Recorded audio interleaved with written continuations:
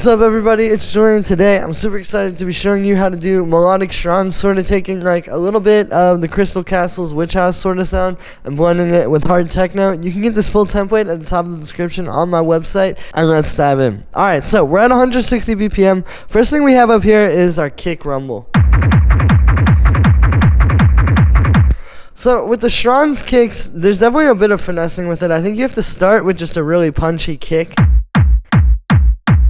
Like if I turn off even the group processing, here's what that sounds like. Right, it's just a really hard kick. I have it pitched up +1, so it's nice and high too. I've noticed that. And then you start building the rumble. Now the rumble's really based on taking the same kick. Or in this case, I actually use a different kick, but taking a kick. And you see we have an arpeggiator doing 16th notes, so it's just a really steady, powerful, kind of solid bass. I've dragged the start time forward. As you can see, it creates a little bit of a deeper bass. And then on the group here, there's a bit of stuff that's happening. So here's what it sounds like. Just straight out of there. And then we also have these layered in, this percussion, which is literally these 3 percussion sounds, and I just took it and I have it like that. Then we're distorting those a little, high passing and then low passing.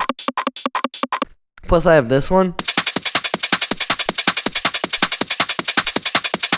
Right, so it's just this rave loop where it's going like really fast. I actually doubled up the speed. Right, and then you put those all together and you distort them together in the saturator with the hard curve setting. And there you go, it just becomes that kind of Schranz bass. Low pass it a little. Which is also more with this type of a track too, because we have a respace. You can hear it, those would be easy to end up clashing if you don't low pass this. And then this auto pan, which makes it bounce off that kick as if it's being sidechained, but it's a bit tighter and more controlled. Then on the group, I have a little bit of roar. Here's without it. With it, it's subtle. You can even use less, honestly, but I liked it at 33% in the whole mix. I'm cutting a little bit of sub, and then we're converting the bass to mono. Then we move down to the rest of the drums. So we got like this big hi-hat. Notice it's not so open. It's more like just a short, punchy sort of sound. Plus I have this loop here. Right, so this is starting to fill in the Schranz sort of mid-range percussion with this. I have these 2 rave loops I made, right? If I turn off the processing, it's this one and then this one where I just shortened it and made it just 1 quarter note. Right, and then on the group here, we're distorting. Auto pan to give it like a side chaining effect, and then high passing. Then we got this little rave loop. It's subtle, you barely hear it. It's being filtered a lot, you can see, and it's also being auto pan. But it just adds a little bit of high end to that. And some more energy. And then also for energy, I got these 2 chops. So these you can see are some rave loops. The first one I've distorted a bit, filtered, and then auto pan. The second one doesn't have any processing. But I've taken these and just taken like a quarter note, or like in this case a half note, and then it's like fading in. And just to show you the whole drums, here's what they sound like without these 2 layers. And with. Right, so it just adds a bit of like a pickup, like it kind of just pushes it a little bit more in the groove range. Then we move down to our synths. Now there's going to be kind of like a few main type of synths in all of these tracks. There's usually a respace. There's usually some kind of a pad over top of it, following the same progression, and also this is part of that pad. And then there's a lead, which is usually very sparse because this is happening really fast. Like up at 160 BPM, you don't have time for like a lot of super fast 16th note leads and stuff. Like it's just gonna be a little bit too much. So here, just having this just really like spread out notes works really well, right? But usually I start with the respace. So what's happening here is this is kind of defining our chord progression. We're in the key of A major or C sharp minor, right? So we're going A major, F sharp minor, C sharp minor. So 6, 4, 1. Then for the sound on here, I'm going to turn off all the processing and show you what it just sounds like straight out of the synth.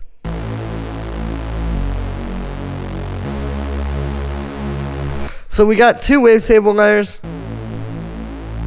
This one, which is this trombone wavetable, and then this saw wave, they're detuned a bit, and there's a bunch of unison and a little bit of a low pass filter.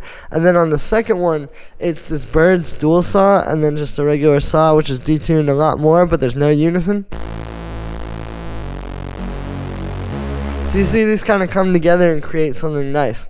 Then we have this multi-band distortion rack. What's happening is I have the lows, mids, and highs separated. You can see the lows have no distortion. And then on the mids, I got this amp, and then on the highs, I have this pedal. And yeah, it allows you to get a cleaner, juicier distortion because you're really just distorting the areas that you want rather than like actually going and taking the whole thing and then having to fight against the bass. Then we're cutting out some low end, so this will fit with the rumble. And then side chaining it to the kick. Then we have this little pad, which is just playing one note, G sharp. So yeah, if we're in the key of C sharp minor, that's playing the 5th, right? Which you can hear goes well over the progression. And that's a very Crystal Castles influence thing as well. Now for the sound on this one, this is actually a pretty similar sound, funny enough. You can see I've got this instrument rack with some saw waves detuned.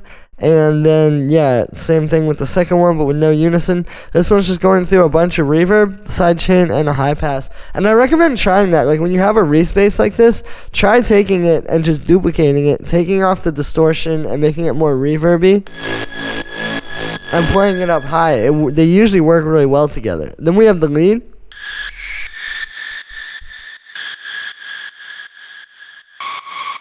So this is actually only using 3 notes. It's just G sharp, A, and C sharp. So the 5th, 6th, and root.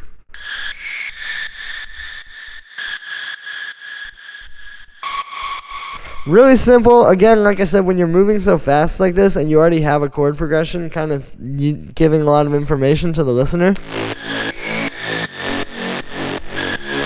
This kind of dark lead works really well. And like having the notes right as the chord changes, for example, there. Right, and also the way that fits in with the rhythm of the drums, too.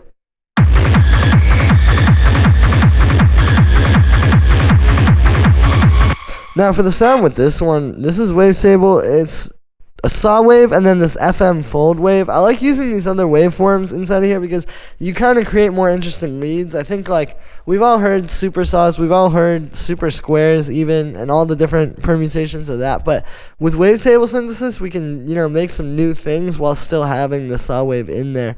Then I just got a bunch of noise unison, some reverb, high pass, sidechain to the kick, and then we have our pad.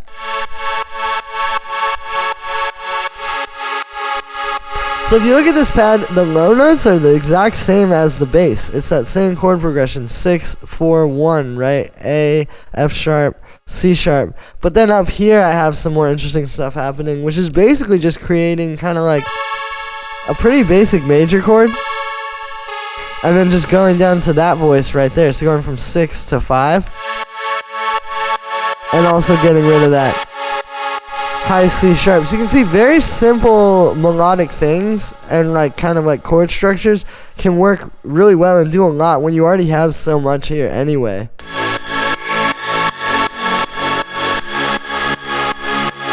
Like I wouldn't want, a 10-note chord in here that would kind of take away space from this other stuff. It's more about how it relates to those other things musically than how impressive it is on its own. For the sound on this one, it's made with analog. We got 2 saw waves and a little bit of noise. You can see the saw waves are in the same octave, but they're detuned a bit. I have the 2 filters on the high pass mode with no envelope or key tracking or anything. This is our amp envelope. And this LFO here, which is on a few little things throughout. And then you can see some vibrato, some unison. And I was playing with the glide, but I couldn't get it to go actually on the chords. We got a bit of reverb and just a sidechain. I think this one's really simple, and it's more about just how it's fitting in harmonically with all the other synths.